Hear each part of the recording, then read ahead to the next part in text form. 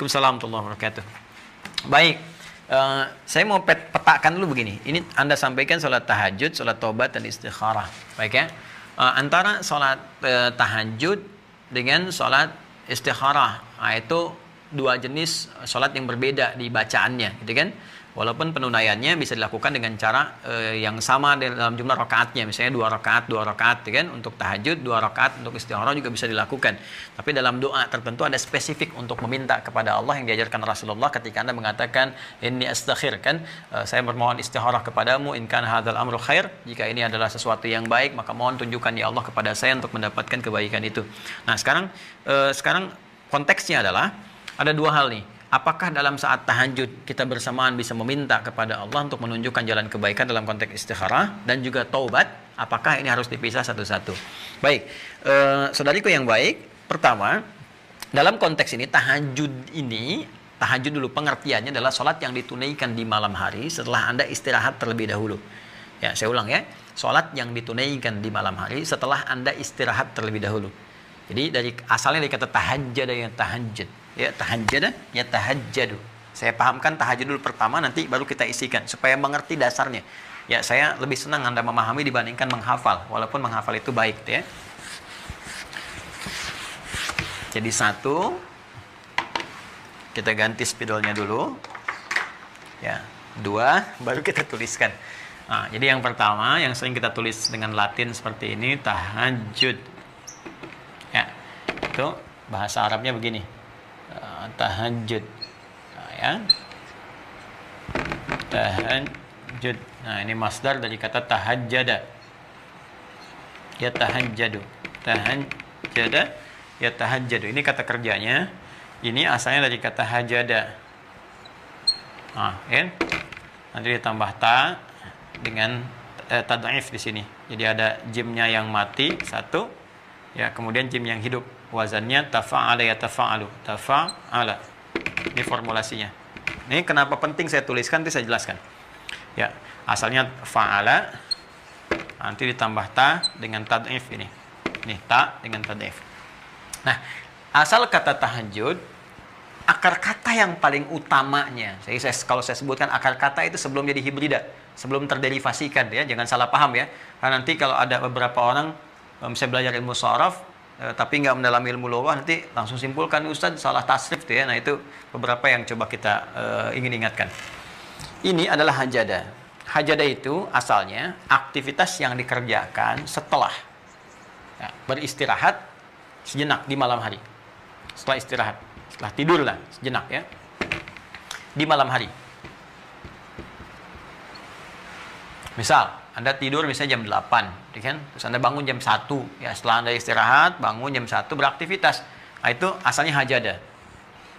Nah, kalau Anda ingin berusaha untuk bangun di malam hari, berusaha dengan sungguh-sungguh, misalnya pengen bangun di malam hari. Nah, Anda istirahat dulu, Anda set misalnya, kan, ada alarmnya, ada macam-macam dan sebagainya.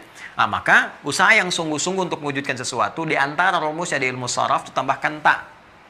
Ya, tambahkan ta di awal kalimatnya, ta plus hajada. Kalau perbuatan itu ketika dikerjakan tidak mudah dilakukan, walaupun Anda berusaha sungguh-sungguh, tapi kadang-kadang tantangannya tidak mudah. Ya, misal pasang alarm itu targetnya sih bangun jam 2 misalnya, kan? Ya. Tapi pasang alarm itu harus berkali-kali, karena boleh jadi nanti belum tentu bisa bangun. Maka Anda pasang alarm misalnya dari jam 1:04. Jam 1:30, tuh kan? Jam 1:45. Tuh. Ya kan? Harapan misalnya jam 1:15, alarm pertama bangun untuk mematikan alarm yang kedua, misalnya, kan? Siap-siap tuh.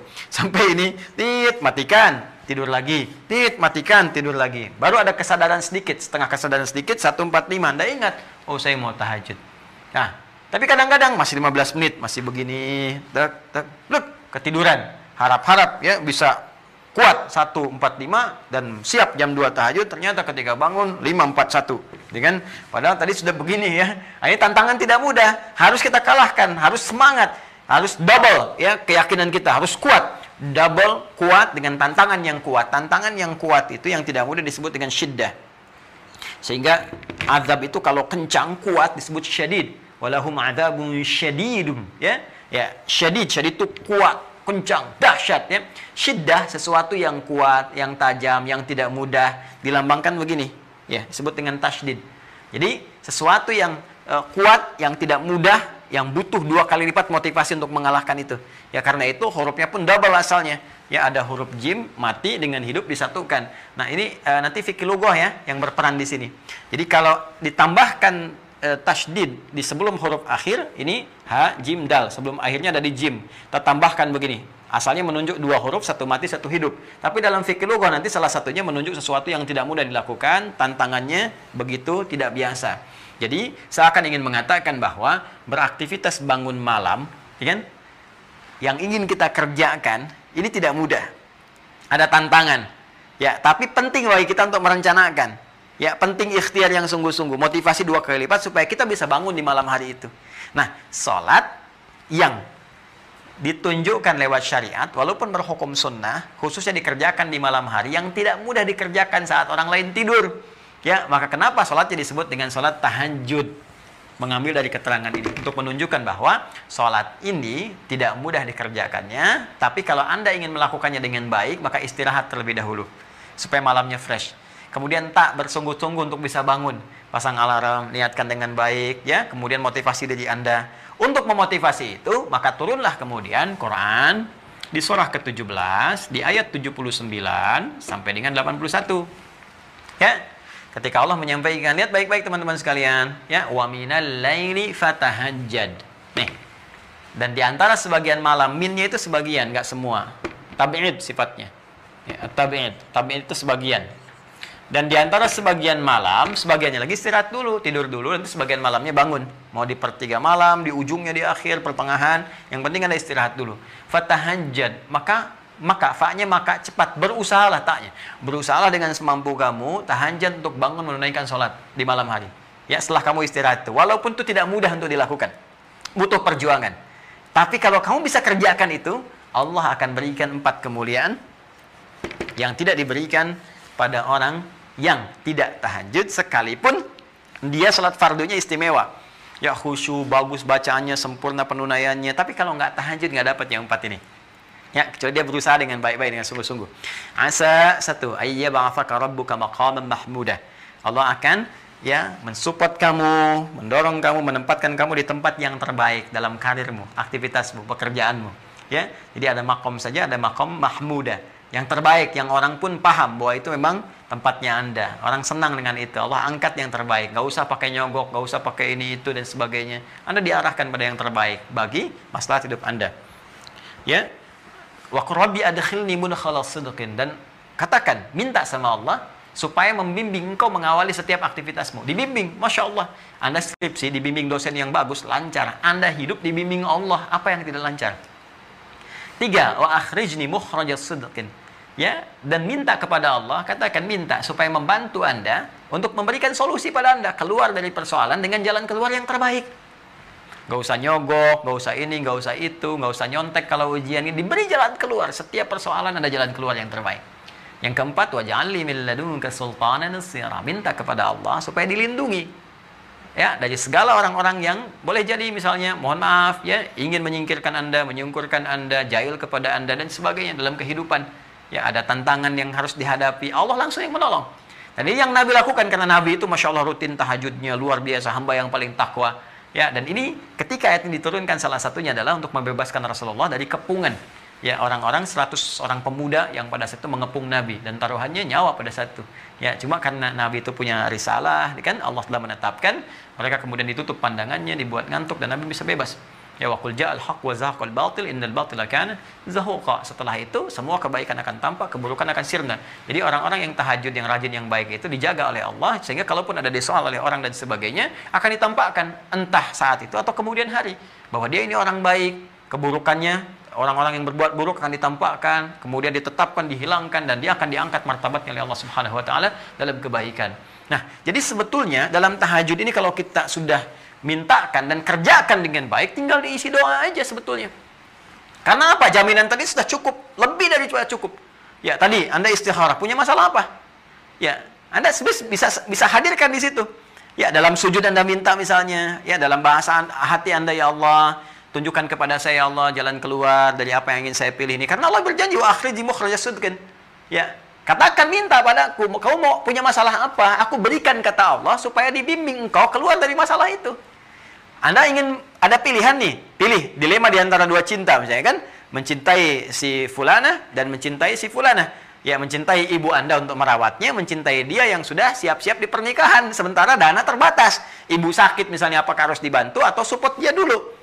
Nah, Anda minta petunjuk kepada Allah, itu dilema di antara dua cinta. Ya bisa aja pekerjaan, bisa macam-macam. Anda mana nih, ya Allah minta petunjuk. Ya Anda bisa mohonkan kepada Allah. Ya, jadi dalam sujud Anda nanti Allah bimbing, wa akhriji mukhrajas sidqin. Sebelumnya ada khilni mudkhala sidqin. Nanti dibimbing, oh ini jalan keluar yang terbaik. Katakan pada ibu, support dengan baik. Katakan dulu pada calonmu ini, kan? Ya, siapkan dulu. Ya, ini ujian bagi kita untuk dilihat apakah kita bisa bakti kepada orang tua kita dan sebagainya. Aku khawatir kalaupun nanti menikah ternyata nggak ada nilai bakti di antaranya. Ternyata Anda dapatkan responnya, Masya Allah, misalnya kan, udah ibu dulu prioritaskan. Gampang itu kalau Allah menghendaki kita bersama. Kalau tidak, ya nanti Allah akan mengatur sesuatu yang terbaik. Misal, itu menunjukkan nilai kebaikan. Aku tunggu sampai ibu sembuh, itu luar biasa lagi. Ya, baik. Jadi ada hal-hal yang kita bisa dapatkan dan kita langsung mohon kepada Allah dalam kebaikan. Itu poinnya. Jadi sebetulnya persoalan meminta, jalan keluar dan sebagainya ada di sini sampai menempatkan pada karir yang terbaik.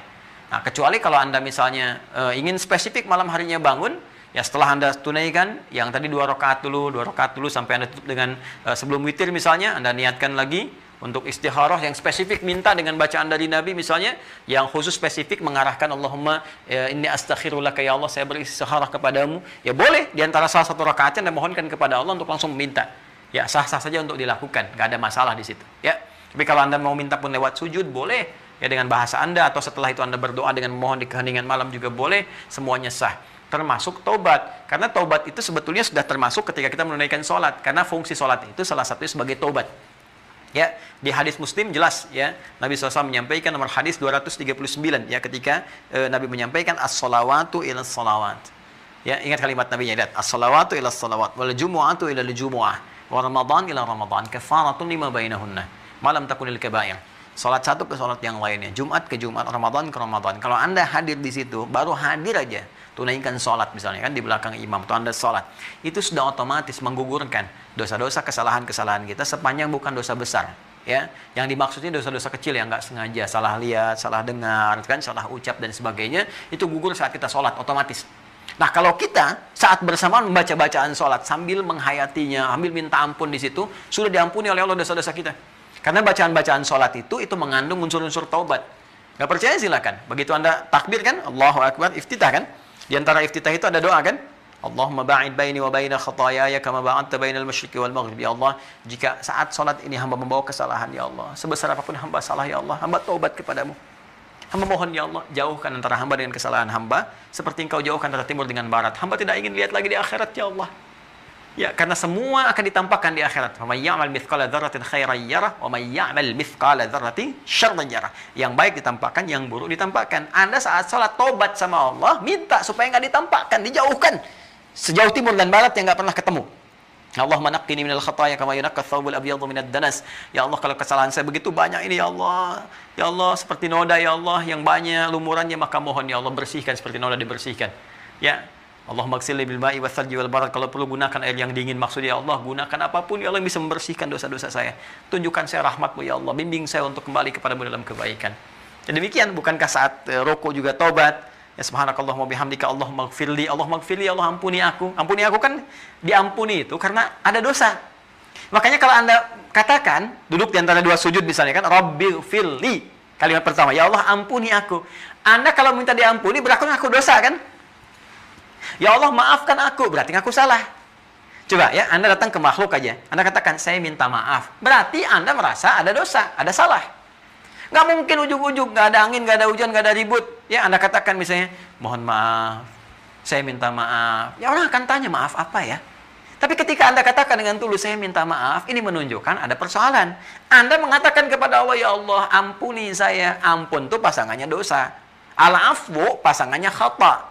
Ya, awas hati-hati. Al-afwu pasangannya khata. Al-ghafir, ghafar dan ghafur itu pasangannya dzambun dzunubun, dzunubun ma'adh zulmi, dosa. Hati-hati. Ya, nanti rahmat, rahim pasangannya israf. Makanya di surah Al-Baqarah di ayat terakhir 286 kita katakan, Rabbana la tu'akhidna in nasina aw akhtana khata. Rabbana wa la tahmil 'alaina isran kama hamaltahu 'ala alladziina min qablina. Itu dzambun dzunubun dzunubun ma'adh zulmi. Rabbana wa la tuhammilna ma la taqata lana bihi israf. Wa'fu 'anna. Khata pasangannya al-'afwu, wa'fu 'anna. Waghfir lana. Ya, waghfir, ghaffar. Ya, ghafir, ghaffar, ghafur. Karena di Quran itu ada ghafir. Ya, Quran surah 40 ayat 3, ghafiridzz dzambi wa qabilit taubi. Ada ghaffar di surah Nuh ayat yang ke-10 itu. Faqultu astaghfiru rabbakum innahu kana ghaffara. Ada ghafur, innahu huwal ghafurur rahim. Ada rahim pasangannya israf. Ya, wa'fu anna waghfir lana warhamna anta maulana fansurna 'alal qaumil kafirin. Ya, semua turunannya ada. Lalu kembali ke sini teman-teman, ya Anda bisa taubat di situ, minta kepada Allah. Begitu Anda mengatakan, duduk di antara dua sujud, Rabbighfirli ya Allah, minta ampun, ampuni saya. Ya ketika Anda minta ampun, berarti Anda merasa punya dosa, ingat dosanya. Dosa apa? Makanya saat sholat itu ingat-ingat, punya dosa apa kepada Allah, dosa kepada orang tua misalnya, ya persoalan hidup dengan tetangga, dengan pasangan, sujud, minta ampun, minta petunjuk, otomatis. Jadi sebetulnya kalau di sholat itu, sebetulnya semua sholat itu mengandung unsur taubat. Tinggal kita kembali kepada Allah. Jadi setiap dalam keadaan kita sholat. Tapi kalau Anda ingin khususkan misalnya, boleh nggak Ustadz? Ya Anda tinggal berwudu, teman-teman sekalian, datang, sholat misalnya, sholat wudu di situ, waktu duha, sholat duha, di situ sambil bertobat kepada Allah, minta jalan-jalan kebaikan, minta petunjuk dan sebagainya. Karena semua sholat itu mengandung unsur tobat. Sedangkan istikharah memang ada spesifik untuk istikharah itu dari Nabi SAW. Kalau memang perkaranya sangat khusus sekali, sampai harus disebutkan dengan lafadznya itu ada. Tapi kalau Anda ingin bawa dengan nuansa yang langsung dalam tahajud, dalam sholat biasa pun, jadi kalau tahajud waktunya cuma malam. Kalau istikharah nggak dibatasi dengan waktu. Jadi Anda bisa siang, bisa malam, bisa sore misalnya, dalam kondisi-kondisi tertentu ya, yang bisa dibenarkan untuk menunaikan sholat, Anda bisa lakukan. Ya, tapi kalau dalam sholat tahajud, itu unsur ketiganya bisa disatukan dalam permohonan. Allah Ta'ala a'lam bis-shawab.